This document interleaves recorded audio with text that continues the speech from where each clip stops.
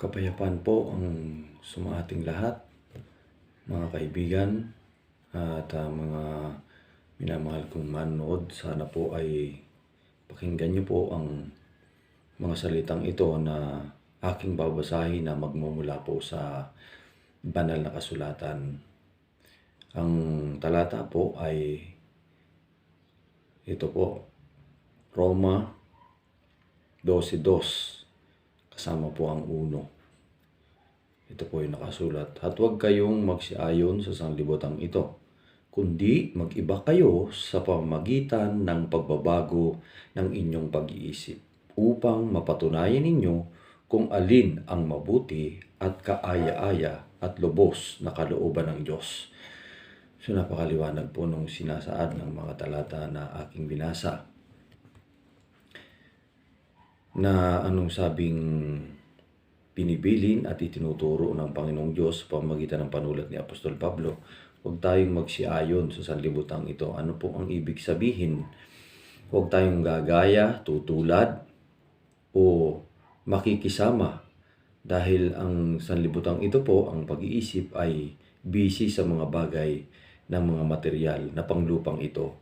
Ano po ang unang priority? Ang paghahanap ng pera, pagpapayaman sa buhay nito, malalaking ari-arian, mga lupa, malaking bahay, kotse, mga iba-ibang uri ng sasakyan. So yun yung pinaghahanap ng maraming tao.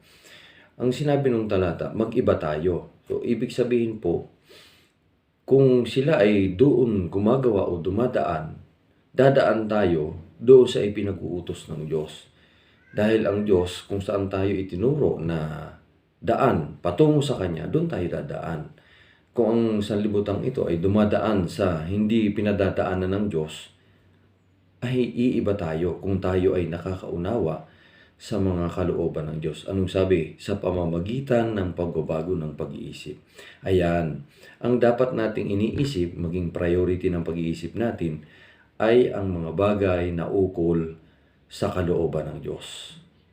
Ano po?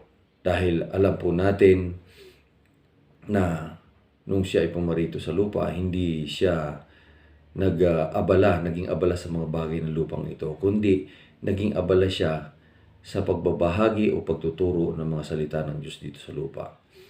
Dahil isa nga sa talata sa Biblia, sabi nga, nung salitang babanggitin, ay masya na kayo kung kayo ay may kinakain at dinaramit. So napakaliwanag po ng bili ng Panginoon. Para mapatunayan natin kung ano talaga yung kalooban niya. Dahil kung susundin natin ang kalooban ng Panginoon, napapatunayan natin na siya ay minamahal natin at sinusunod natin. Iginagalang natin siya. Mga minamahal na kaibigan. Kaya ano po yung sinabi sa 1? Ito po. Kaya nga mga kapatid, ipinamamani ko. Ano pong ibig sabihin?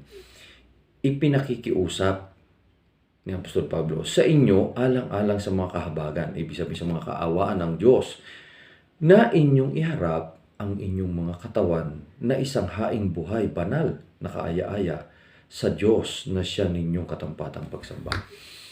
So napakaliwanag na kailangan pagka sinasamba natin ang Diyos, ihaharap natin na banal, malinis, dalisay ang ating buong pagkatao sa Kanya. Dahil ang Diyos ay banal, dalisay, napakalinis, napakaluwalhati ng Panginoon.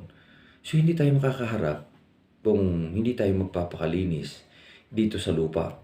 Kasi po, ito pong lupang ito ang pagsasanay natin ng kabanalan o training ground natin papunta sa langit. Hindi makakapunta sa langit ang isang tao kung hindi siya magsasanay dito pa lang sa lupa nang siya'y malakas pa na magbabanal at susunod sa kalooban ng Diyos.